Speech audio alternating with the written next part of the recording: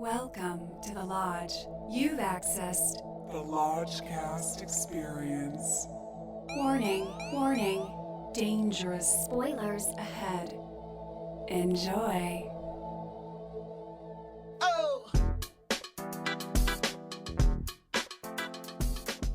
Hello and welcome to Political Hot Takes. I'm your Lodgemaster. With me as always is Brother Bishki. God bless America. And Brother Lucas. I can neither confirm nor deny that is who he says I am. Next question, please.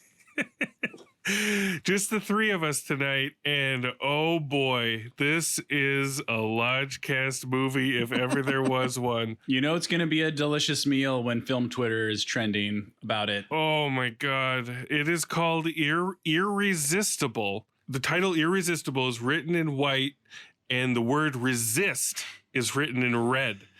It's enough to give you a headache right off the bat. The title Irresistible is terrible for this film. This film is about Steve Carell as a political strategist, Rose Byrne as his rival political strategist, descending on this small town in Wisconsin to get involved in the local mayoral election process. The irresistible of the title is campaign funding. Yeah. Like, what is going on with the title? I didn't think about it too much, but now that I think about it, like, no, I don't even know how you factor this title in. Yeah, it feels like Jon Stewart had like a much longer title, and they were like, the marketing says it's got to be like irresistible. It's got to be punchy.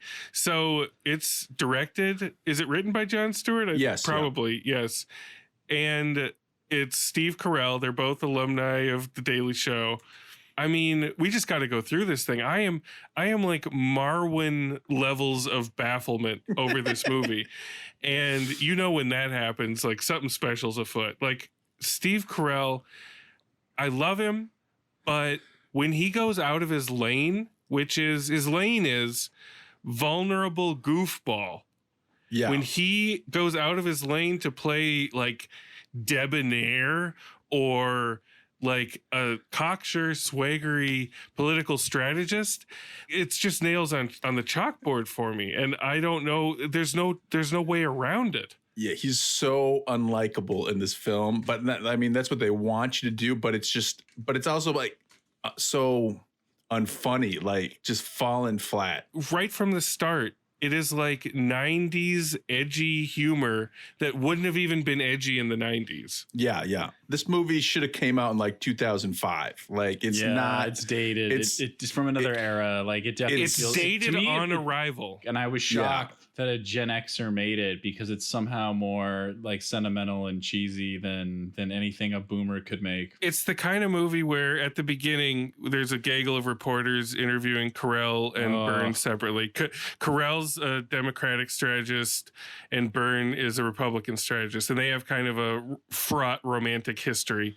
And they're being interviewed by a gaggle of reporters, and in kind of a magical realism moment, they're speaking straight dope, where they're like, what I'm going to do right now is lie to you, and then I'm going to spin that lie, and then you're going to go take that lie and distribute it to all the other people. And it's that kind of shit that wouldn't have even worked in the 90s. We would have rolled our eyes in the 90s at that shit, and you're kicking off the movie with it.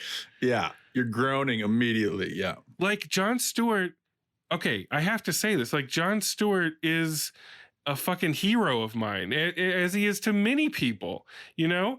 And he is known for being like on the cutting edge of especially political discourse and humor.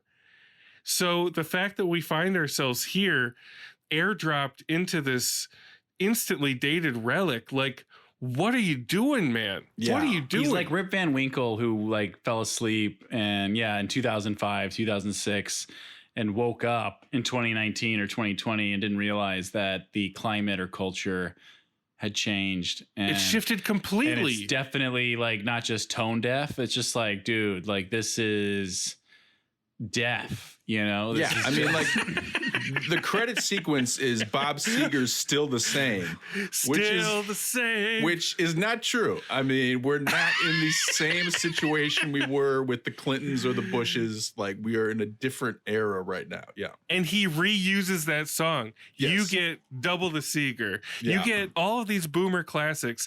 For a while in the early going, he's just flexing on his music licensing. We got Rhinestone Cowboy. Oh yeah, we got, a lot. It we comes got up a Still lot. the Same. Twice, yeah. It's like, who are you appealing to with this? Who do you think is watching this movie? And I have to say, like, this is another one of those something smells good in Stinkville films, just like Where'd You Go, Bernadette, where everybody involved is like talented. So you're coming to see the big show that they're putting on, and almost all of the choices, from the performances to the music, there's this precious acoustic guitar score in this. That will drive you insane. But almost all of the choices seem to be wrong, but you just can't look away. I was riveted by this movie. I was on the edge of my seat. It had like a downsizing vibe. Yes. Lucas, wait. Okay. Yes. Now I'm gonna because Alexander Payne will come up in my final bone count, but I'm gonna defend downsizing again, as I still do. This is much worse than downsizing. Downsizing is a second cousin to a Something Smells Good in Stinkville film, because you can't take your eyes off that either. This movie is flawed to its core. Like, there's no way to fix this movie. I would have loved to see this with a Tuesday Night Discount crowd, just to hear the deafening silence with with the end of each scene. Like, at the top of my notes, I just wrote, I miss you boys on this one. Yeah. I needed to be preferably between you two to just feel that weirdly charged air that comes with something that's so misguided and mishandled. Yeah. It's magic. It's a kind of magic. I would have been sighing and exhaling. Lucas would have been dead. Lucas would have been dead. I would have been crossing my legs and like repositioning my back. Like, Lucas would have been out to McDonald's and back twice during this movie. No, it's interesting because now that I think about it, like, not only is the writing and the pacing and the tone just all off or dated, but like even the casting, like, so for instance, Topher Grace is here. No, like when I was happy to see him when we eventually got there, but like it took a while. We're all happy to see. No, but Topher. like in the beginning, Steve Carell is in Wisconsin, I think, and he goes into like a bar to get like a burger and a beer. Yes. And he meets these two locals, Tweedledee and Tweedledum, and one of them is Will Sasso from Fox's Mad TV, and it's like, okay, like, we are in the 90s. Like, this is like 1990 something. It's pure 90s. And they're Bill Clinton references and like Bill Clinton jokes. And I'm like, oh my God, I walked out of Greta because of the Bill Clinton jokes. But you can't walk out on this one because you're locked down, sir. Mm-hmm. The first time I smiled, I think I smiled twice when the movie wanted me to smile. The rest of it was unintentionally, a smile was plastered on my face against the movie. But the two times it made me smile, like legitimately, was when Carell's on the plane to Wisconsin and he's out of touch. He's a city boy and he has his laptop open to the Wikipedia page for Wisconsin. That I thought was funny. The second time was during this infamous bar scene where he's talking to Tweedledee and Tweedledum and he's trying to fit in with the locals and failing hilariously. And he orders a Budweiser, and a little glimmer of Michael Scott from The Office shines through as he looks down at the Bud right before he drinks it, and he just kind of goes, Budweiser. That's it. The rest of the movie was completely off the rails comedically for me, and I was just laughing at the absurdity of it. When something is fundamentally off with a movie, every scene is charged with this potential for salad dragonry. It's a low-level throb of salad dragonry, but it's present because nobody's acting like a human being in this. Yeah. He arrives in this little town of Deer Locken, Wisconsin, and everybody is Clueless. Yeah. clueless. He has to explain to them what a web page is. He has to basically... It's a fish out of water. It's like a 1980s like fish out of water type of concept, like Steve Carell in the country or Funny Farm with Chevy Chase, It would be dated even back then. So Carell tracks down this guy, Chris Cooper, who has had this viral video of him making this speech at a town hall meeting in his little town in Wisconsin.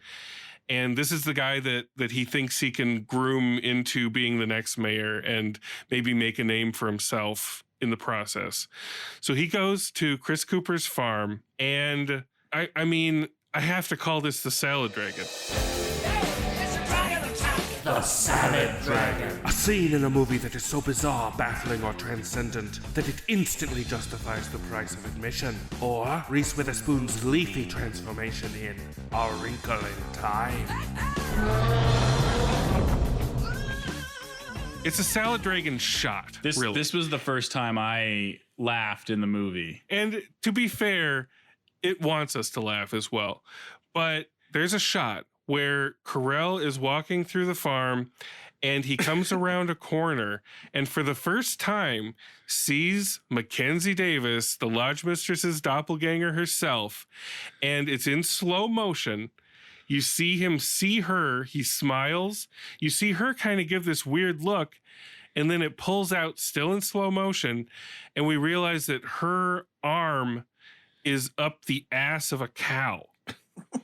And you see Carell's face slowly turn from smile to grimace. And it's still all in slow motion. But it's so tonally different from everything else that we've seen that it catches you off guard and it just like pulls the rug out from under you. But I do appreciate that shot. But as far as her performance in this movie is concerned, they introduced them as like almost a potential love interest couple.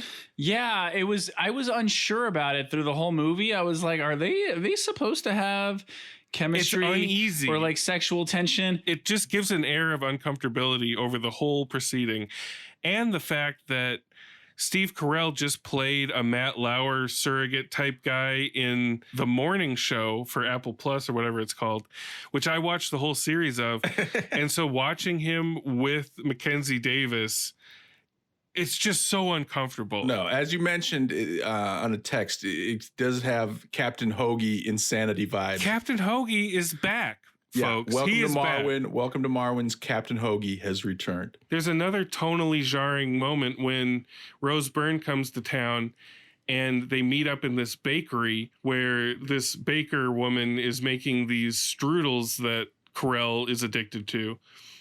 And before she leaves, she just kind of licks his face and walks out.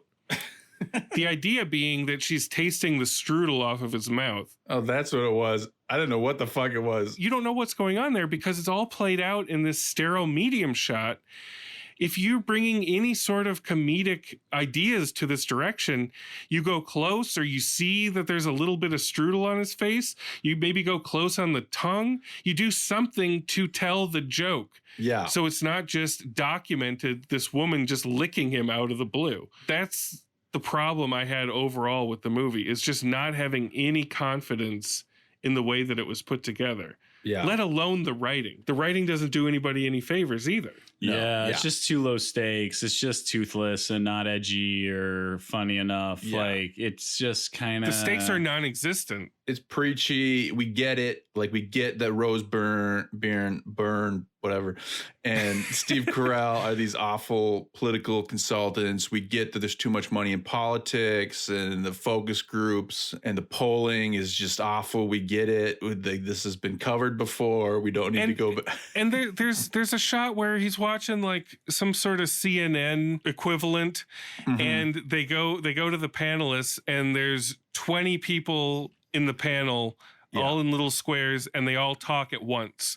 It's like, oh my God, you're skewering cable news. Like you're right on the cutting edge. It seems like it would be something in like a lazy late period Mel Brooks satire. Like it would be called like Vote You Schmuck or something. Like it's like so warmed over. Yeah. And it's extra infuriating because we're in 2020. Yeah. Like, look at the political landscape. Oh man, it's so much worse. It's so toxic and scary. It's a nightmare. It's a living, waking nightmare. Things are literally on fire. The circus right is now. on fire. The circus tent is burning down all around us. And instead of making like a documentary like Out Michael Mooring Michael Moore with like a very scathing, very opinionated documentary on the state of things, he's making a toothless, instantly dated movie about campaign finance? Yeah. What are you doing? Yeah. What are you doing? What are you doing? Why did you leave the Daily Show? What are you doing? Oh, It's misguided. His heart's in the right place, but it's just he's not reading the room. it's not that this movie is like offensive. It's bad and it's misguided and it's mishandled. It's slight. It's not. It's inconsequential. It's like it's just like a shrug. Like, dude, like It's the fact that it's so slight and so inconsequential at this time in history from him. That's the problem. Yeah. That's the offensive part. Yeah. Can I summon the second double salad dragon? I think I Yes, know you what can. it is. Go for it. Double Dragon. All right, so the first time I chuckled or perked up was the Lodgemistress doppelganger arm in the cow's ass. I was like, Yes. that tracks. That's great. Thank God for It that. does track. And then I kind of, I felt like how we all felt like through the duration of most of it. But then there's like a scene like halfway through where Steve Carell and his team accept a constituent or like a citizen from this Wisconsin town. He's a tech billionaire played by Bill Irwin. There we go. There we go. Yeah, that's the one. And he is unable to walk or speak on his own. Again, this scene comes out of fucking nowhere, people. And he's like talking like Stephen Hawking. Okay, let me set the stage here. We're going for this. Yeah. It starts with a lazy homage to Jurassic Park. Cutting edge of bleeding edge of 1993, where we see a little cup of water on someone's desk. But again, it doesn't go in for the close-up to see those iconic little ripples, which you need if you're going to make a lazy homage to this fucking about thing. the Jurassic Park homage. It stays in like a kind of a medium shot of the cup, and you just see it kind of bounce, like someone's hitting the table from underneath. You can't. Oh, you shouldn't be making that reference anyway. But if you're gonna do it right. Do it in 1994. Yes. So what happens is this man who cannot speak or walk on his own walks in a full mech suit. He walks in like RoboCop. He walks in, and then his speech is Apple text-to-speech, but in the style of Pomp and Circumstance. So he's like, hello, I am happy to meet you all. What the fuck? What? And then he's gone, and you never see him or hear from him ever again. It is out of control that happened, but I am happy that it did happen. Oh my God. I have to say. But that God. I wish the whole movie was like that. That is an example of a scene where if I really want to feel uncomfortable, I think of all of the cast and crew watching that and like really pushing through, like laughing and like reassuring Jon Stewart, like, yes, this is fucking funny. This is a classic scene that everybody's going to talk about. I don't want to see the behind the scenes to this movie. We have to. We have to. Yeah. We have to look directly at it. We have to. It's like behind the scenes to Marwen. Like you just don't want to. Yeah. Yes. That is the key to these Something Smells Good in Stinkville movies. You have to watch the behind the scenes. Yeah. To see what the mood and the vibe was like on set. So okay, so let's land the ship. Well, we got to cover the ending. That's what I'm talking about. Okay, gotcha. We got to enter the final reveal of this movie, which is that the whole town was punking Carell and Byrne. They were all in on it. My exact words. The usual suspects twist. Yeah. And they were just playing dumb so that they could get all of these campaign donations funneled into their town that is being hit by hard times. And the whole town's in on it. Mackenzie Davis is totally in on it. She was the one that was shooting this supposed viral video that went around.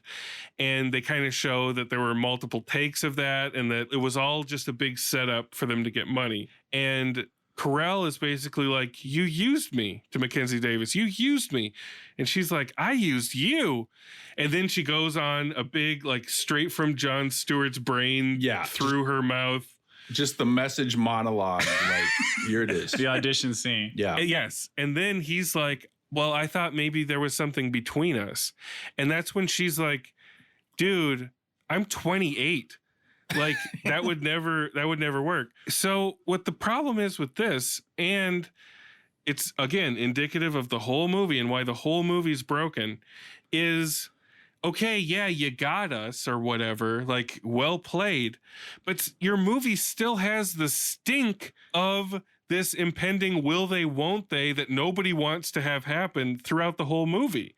Your net gains are negative. It's not doing your movie any favors. It just gives you a weird feeling throughout. No, it makes it ridiculous that this townspeople punked the people and they were all acting the whole time. And Tweedledee and Tweedledum, of course, are revealed to be super smart, talking about the difference between metaphors and similes, which is not that smart. But in this stupid dated movie, that's the pinnacle of like showing how brilliant they are. Yeah, no, it didn't land for me. Like when the twist happened and Carell reacted to it and kind of stormed off. It was kind of like I shrugged. I was like, all right, okay, whatever, fine. Oh, it's a twist. Okay, great. Who cares? Like this doesn't work. This twist would be enough to maybe carry like a B story on Veep, but not an entire feature film. Yeah. And I don't know why he thought he could hang this whole thing on it and that it would somehow resonate with anything more than a shrug. But I have to summon a third dragon. Yeah. Triple dragon. 1, 2, 3. This ending. So Mackenzie has just told him off. She's like, nope, not going to happen, dude. And we go to black. We go to 6 months later on screen.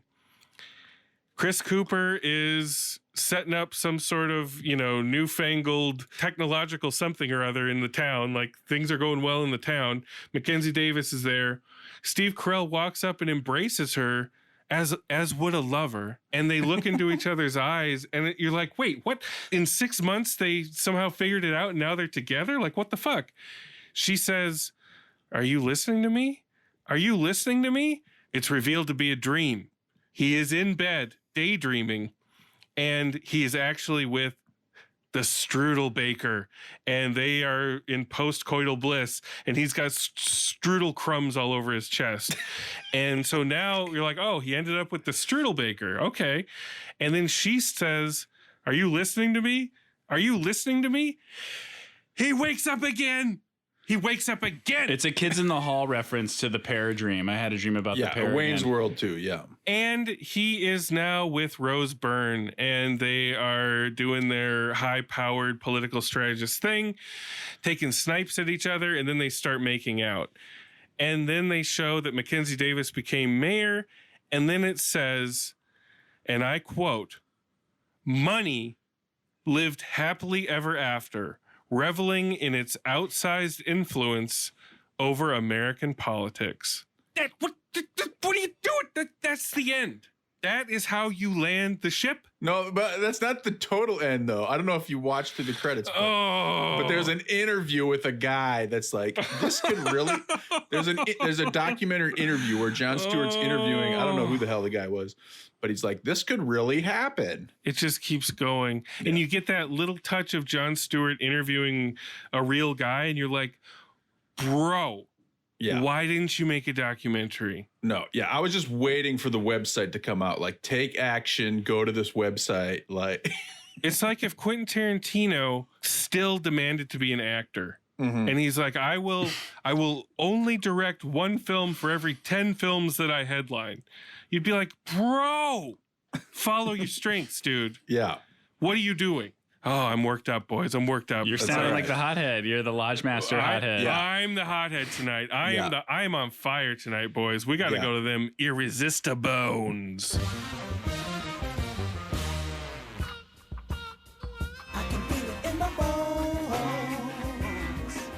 All right, brother Lucas, what are you doing with this thing?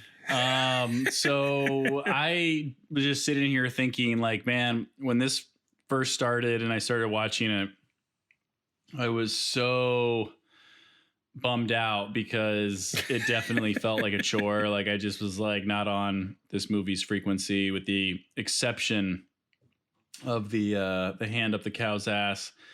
But once we talked about one of the three salad dragons, and I reacted so positively because, you know, again, I'm watching this in a vacuum. I'm watching this alone. And so for us to kind of come together virtually, digitally, on Zoom, to hear you guys like describe it or retell it, it's just like such a fun experience. So I have to kind of raise my bone count slightly because of that. Because this really is a one boner, you know, premise. I really think it should have been, you know, Rose Byrne is like some sexy candidate that shows up and the whole town is like throwing themselves at her, and she has to. She was good. I have no problem with Rose Byrne. Yeah, no, in this she's film. great. She's always great. She's solid. So I'll give it 2 bones just because of that. Just because of the handicap guy and the mesh shoot, like walking, you know, towards Steve Carell and like only being able to talk and these like weird tones, because that shit. I mean, that's a salad dragon all-star. That right shit there. is like next planet, like next level, like other planet crazy. Like I don't know if it's 2020 compliant, but I was dying when you guys were talking about it earlier, so I have to kick it up like another bone for that. Wow, I love it. The bone count going up due to us grab acid about this stupid movie. I love it. That's how it should be. Yeah. Brother Bishke, 4 bones? Not 4, but Lucas is onto something. I'm telling you, at the top of my notes, I miss you boys on this one. Yeah, like I know. I that would is have what loved- is needed here. I would have loved to be right in the middle. I would of have you loved guys. for the Lodgemistress to have been in the theater with us, so when the Yes. hands Yeah. up the cow's ass, I could make eye contact with her and be like, Yes. I would allow that. And as you can probably guess, I showed her all of these top clips the following day. Like I was like, sit down. I got to show you this thing. What the fuck is going on here? So yeah, it's infamous. It's instantly infamous. Look, political satire is not easy. I looked at like a list of political satire movies. Yeah. Most of them are pretty terrible. I mean, we tried Canadian Bacon, which is unwatchable. We had to shut Michael it off. Moore's Canadian Bacon. I can't even finish Michael Ritchie's The Candidate with Robert Redford, which is supposed to be one of the best. That's a softball. I watched that one recently, and that's a softball. The movie that I kept thinking of is Citizen Ruth by Alexander Payne, which I think is a pretty great film. Yeah. I think, but that is our very best comedic writer-director, in my opinion, Alexander Payne. So Jon Stewart coming off, I don't know, he directed it. I think he did one film before this, which, what are you doing, Jon Stewart? Like, why did you leave The Daily Show? We need you as what you're good at. Why are you wasting your time in these critical years doing these films? Yeah, because these films, I didn't see Rosewater, but they both seem very self-serving or self-congratulatory, or like, I don't know, they just seem like vanity projects to me. It's like they are out of touch and out of time, and it's like you can, everyone I think wants to be a director. Like, what I really want to do is direct, and I respect that, but if you're gonna tackle political subject matter, you need like a current, up-to-date, you know, young woke writer to help you see the forest from the trees. Yeah, this ain't it. No. And it's like, you know, with political satire, I mean, you can't compete with reality now. No. I mean, we're in the darkest comedy. We're so far beyond satire. And this 90s style film which is, you know, still the same. We're just in the same position we were back, you know, it's always there about are money. Bill Clinton jokes. I don't ever remember them because they're always so bad, but it's like, how do you not make a George W. Bush joke, a Mike Pence joke? Or like, you know what I mean? It's like, what are you doing? Yeah, like an Al Franken joke. Like, there's no joke. LT's allergic to Bill Clinton references. I mean, for good reason. Jesus Christ. All right, Bishki. Yeah. We're So keeping anyway, it up. I Go mean, ahead. if you want to get your point across, because it is preachy, just do a documentary. Like, that's the way to go nowadays. Like, don't try to just have Mackenzie Davis deliver a 5-minute monologue about what you're exactly thinking at the moment. Like, it's rough. Brutal. I did have a few mild laughs. I thought some of the Fox News satire was a little funny, and I thought Chris Cooper was good. We didn't talk about Chris Cooper. He's always good. He's gravitas on 2 legs. Yeah, he's fine. But I don't know if I was as outraged. I guess I don't have as much of a history with Jon Stewart, so I don't know if I was as outraged as the Lodgemaster. So in this case, and talking about it has been enjoyable. I'm gonna throw it 2 bones along with Brother Lucas. But you guys. But no, it's not, I'm not saying it's good, but I don't think it's Marwen level. It's not as bad as Marwen. Marwen is on another planet as well, but this one, it's like, you're right. Who's the audience for this? Like, I don't know. I don't know. Gen Xers that live in blue states or swing states. Like, really? Like, that's anybody so who weird. truly loves Jon Stewart will just pretend this didn't happen. Yeah, that's what it is, and it just came out. We're already like, let's put that way behind us now. Mm-hmm. And speaking of vanity projects, I'm at the point with our current climate where if Jon Stewart is doing anything other than doing exactly what he needs to do, which is being America's grandfather now and like fucking helping us cope.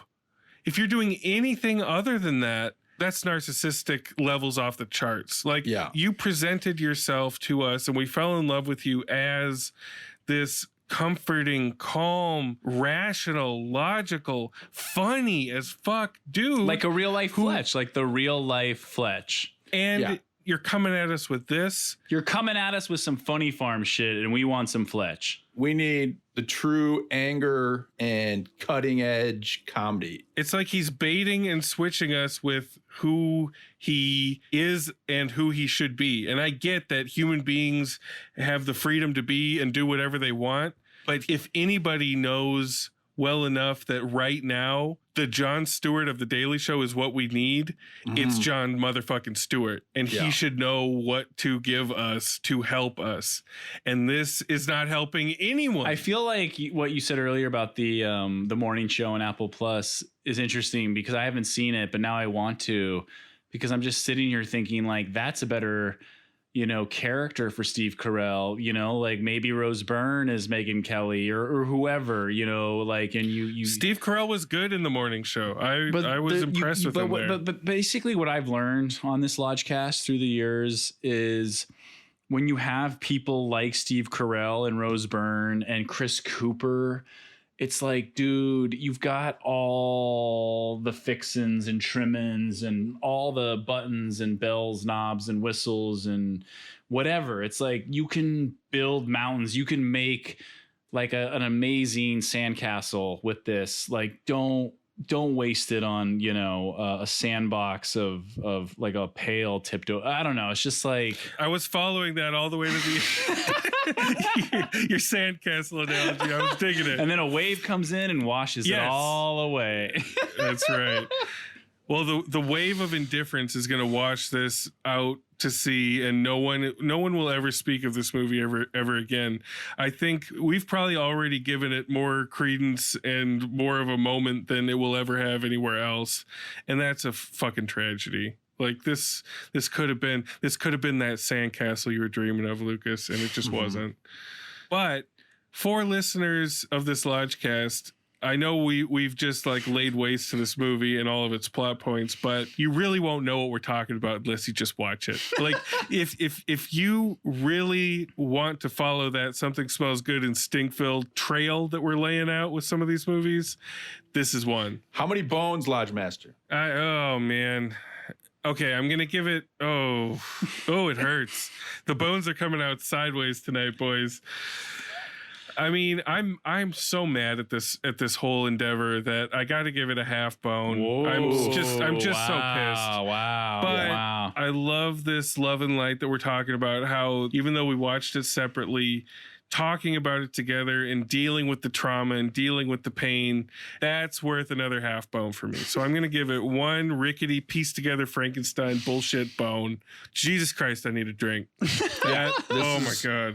Oh my God. Jon Stewart's last word before the political apocalypse happens. J. Stu, what did you do? Son of a Where'd bitch. you go, Jon Stewart? Where'd you go? Say so. All right, boys. Well, I love you to pieces. I want to see these movies together again someday. Oh man, Yeah. That would be God nice. willing. In the meantime, we're at least connected through some sort of weird mystical psychic connection that we're discovering. Yeah, like I knew when I was watching this movie, that those moments we were all kind of in sync together. It's called Irresistible, Lucas. Never forget. God. As Gaspar Noé would say, irresistible. It's Irresistible. Yeah. Oh, Check my it God. out. Terry Black. All right. iTunes. Love and light, everybody. Love and light. Love and light. Oh,